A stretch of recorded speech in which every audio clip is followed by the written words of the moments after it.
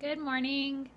So I decided that my challenge is officially over. I haven't been able to stick to it since I messed up, basically. So, or I really just don't feel like sticking to it since I messed up. So I'm calling it quits. It's over. But I made it those 25 days, and I'm proud of myself for that. That was a definite feat of willpower for me.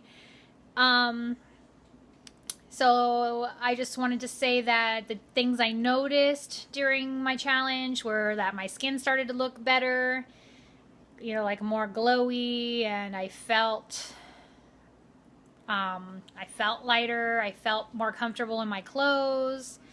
I was wearing like t-shirts that I would not normally wear because they felt loose enough and they were comfortable. And so I did do a weigh-in before and after, and I lost I had actually lost like 12 pounds in the beginning, but I already had messed up for a few days, so I'm back down to 8 pounds. So I've lost 8 pounds for the last month, and that's really good, but I do want to keep going, so I'm not going to consider myself on a challenge, but my new goals for the way I eat are going to be high raw with I am going to have some processed cooked foods here and there. I'm going to try to keep it to only once or twice a week.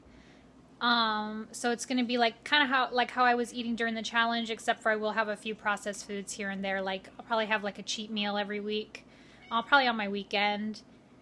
My kitty wants attention. Meow. I don't know what's up with her lately. She's been walking around meowing, like wanting really a lot of attention, and she never wants attention. So I hope everything's okay with her. But anyway, so I'm going to be eating high raw with some cooked food still. So I'm still going to be having potatoes and rice and quinoa and lentils and beans and things like that, like I was eating. So it's kind of like a combination of the raw food diet and the starch solution diet. Because I've noticed that doing it my way is the reason I stuck to it for 25 days. It's so much easier to not follow what other people tell you to do and do what you feel is best for you. So for me, eating high raw, and then on the days when I really don't want to, having potatoes or having rice or having something that's going to make me feel like I'm eating a normal diet, which is, you know, what we're used to as we grow up, normal.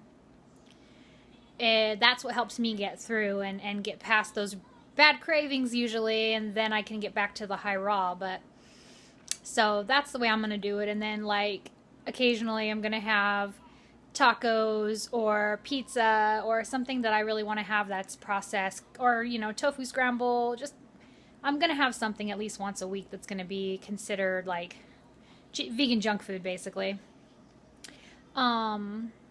Last night I did try the Amy's no cheese pizza, and it was super delicious, and I already can tell like my face is puffed up from the sodium, because I also had some spring rolls that came with some peanut sauce, and I can already tell the difference, and I don't like feeling this way, so I do know that I need to keep the processed foods to a minimum, because there's so much salt in them that my face blows up and I just feel awful, and then I get bloated and I don't feel good, and I don't want to feel bad. So I know what kind of diet I need to stick to.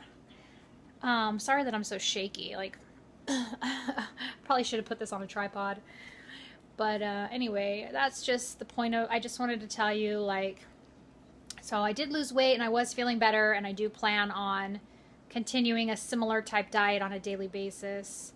It will just be a little bit more processed foods added in here and there when I really have, you know, I don't say I have the need for them, because you don't have the need for them, but when I have the craving and I feel like I can't resist anymore, I think it's okay every once in a while to have that stuff. And then I think the more that I get used to eating high raw and eating like that, and then when I eat those foods and I notice they kind of make me feel kind of crappy, I think, you know, the more I do that, the more it'll make me want to cut back on them more. So I think it's just a slow process of slowly eliminating those foods completely.